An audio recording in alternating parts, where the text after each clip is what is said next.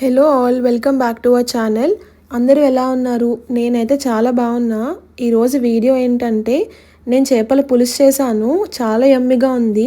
ఒకసారి మీకు కూడా ప్రాసెస్ చెప్తా, చూసేయండి. ముందుగా ఒక 100 గ్రామ్స్ చింతపండు తీసుకుని వాటర్లో నానబెట్టుకోండి. సో అదంతా అంటే మెత్తగా అయ్యే వరకు. అండ్ ఇప్పుడు చేపల పులుసుకి మనకు కావాల్సిన మెయిన్ ఇంగ్రీడియంట్స్ అయితే ఇవి. మిక్సీలోకి ఒక 2-3 వెల్లుల్లిపాయలు, చిన్న అల్లం ముక్క, జీలకర్ర, ధనియాలు, దాల్చిన చెక్క, ఇంకా లవంగాలు ఒక 3 అండ్ లాస్ట్లో అయితే ఆనియన్స్ వేసుకొని బాగా గ్రైండ్ చేసుకోవాలి. నేనైతే ఇక్కడ చిన్న సైజ్ ఒక 6 ఆనియన్స్ అయితే తీసుకున్నాను. సో మీ క్వాంటిటీ బట్టి మీరు అన్నది తీసుకోండి. సో ఇవన్నీ ఇంగ్రీడియంట్స్ మీరు గ్రైండ్ చేసుకోండి. ఒక థిక్ పేస్ట్లా ఫామ్ అవుతుంది.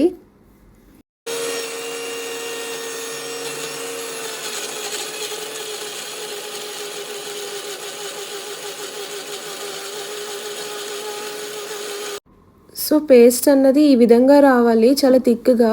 సో అప్పుడైతే కర్రీకి టేస్ట్ ఉంటుంది.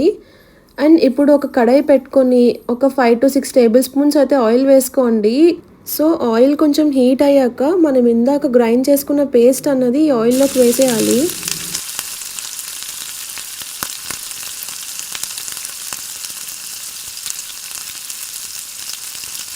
మనం బాగా కలుపుకోవాలి, అంటే పచ్చివాసన అంతా పోతుంది. గోల్డ్ కలర్ వచ్చే వరకు మనం ఫ్రై చేసుకుంటూ ఉండాలి.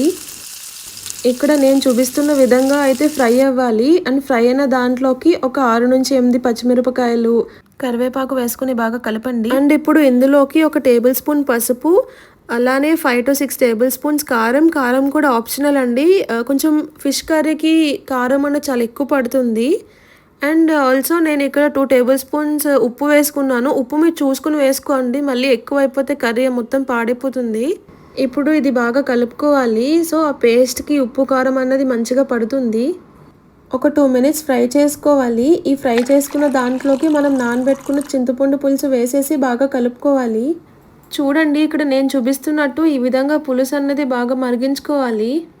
పులుసు బాగా మరిగేటప్పుడు వంకాయ ముక్కలు, బెండకాయ ముక్కలు వేయాలి. బెండకాయ ముక్కలు మీకు తెలిసిందే కదా, చేపల పులుసులో బెండకాయ ముక్కలు వేయడం వల్ల చాలా టేస్ట్ వస్తుంది. అండ్ ఇలాగే కొంచెం కొత్తిమీర వేస్తే ఇంకొంచెం ఫ్లేవర్ యాడ్ అవుతుంది.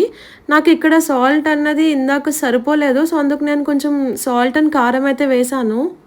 ఒక 5 నిమిషాల వరకు ఈ పులుసుని బాగా మరిగించుకోవాలి. సో కాసేపు అయ్యాక అందులోకి చేప ముక్కలు అన్నది వేసేయాలి.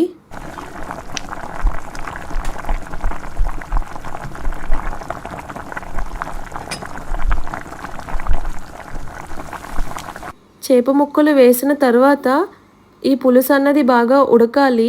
సో అందులోకి నేను కొంచెం మళ్ళీ కొత్తిమీర యాడ్ చేశాను, బికాజ్ ఇందాక నేను చాలా తక్కువ వేసినట్టు అనిపించింది. సో మళ్ళీ యాడ్ చేశాను అనమాట. సో మీరు కూడా అన్నీ చూసుకొని వేసుకోండి. సో కర్రీ అన్నది మనకైతే ఇలా రెడీ అవుతుంది. చాలా యమ్మీగా ఉంటుంది. ఒక 20 నిమిషాలు లో ఫ్లేమ్లో పెట్టుకుంటే సరిపోద్ది. ఫైనల్లీ మన కర్రీ అయితే రెడీ అయిపోయింది. వేడివేడి అన్నంలోకి తింటే చాలా బాగుంటుంది. ఒకసారి మీరందరూ కూడా ట్రై చేయండి. ట్రై చేశాక కామెంట్ సెక్షన్లో కామెంట్ చేయండి. ఇంకా మీకు ఎలాంటి వ్లాగ్స్ కావాలో చెప్పండి నాకు. సో నేను అవన్నీ ట్రై చేస్తాను తప్పకుండా. అండ్ మీలో ఎంతమందికి చేపల పులుసు అంటే ఇష్టం? చేపల పులుసు అంటే ఇష్టం లేని వాళ్ళు అయితే మ్యాక్సిమం ఎవరు ఉండరు కదా. సో కామెంట్ సెక్షన్లో కామెంట్ చేయండి. అని చెప్పడం మర్చిపోయా, కొత్త వాళ్ళు ఎవరైనా చూసినట్టయితే సబ్స్క్రైబ్ చేసుకోండి. Thank you for watching. Take care. Bye bye. See you in the next vlog.